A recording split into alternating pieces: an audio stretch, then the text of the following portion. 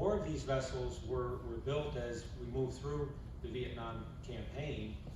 Interestingly, as close as the design remained as to World War II PT boats, it really is a much improved and modified design done by, who would think, the Norwegian Navy.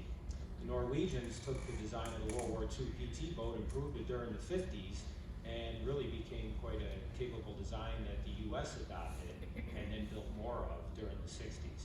PTF-17 is one of 6 identical ships. They're sister boats, if you will. They were all constructed in 1967 and 68 in Trumpy shipyard in Annapolis, Maryland. Upon their completion of construction, they went to Vietnam, 1968, served about 3 to 4 years of service, and as Vietnam began to wind down, all of those ships, all of those vessels were brought back here to the U.S. They sat in, she sat in Little Creek Naval Amphibious Base for a couple of years before being employed as a training vessel for a coastal river squadron unit in, of all places, Lake Michigan, Great Lakes, Illinois.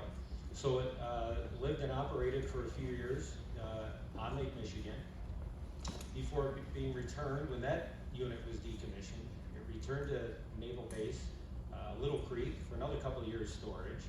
And somewhere in the late 70s, the Naval Park got its eye on it, and through, I'm sure, much work and effort, acquired the PTF-17 to be brought here.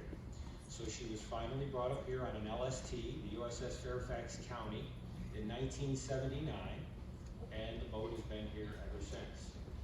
So it's really interesting when you put it in perspective. The vessel was only in active service 3 or 4 years. It was in reserve service as a training support vessel for 3 or 4 years, but it's been here at the Naval Park for nearly 45 years, right? 43 years.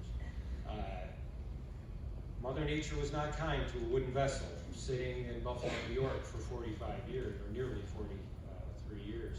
So entered our efforts to do some preservation on it.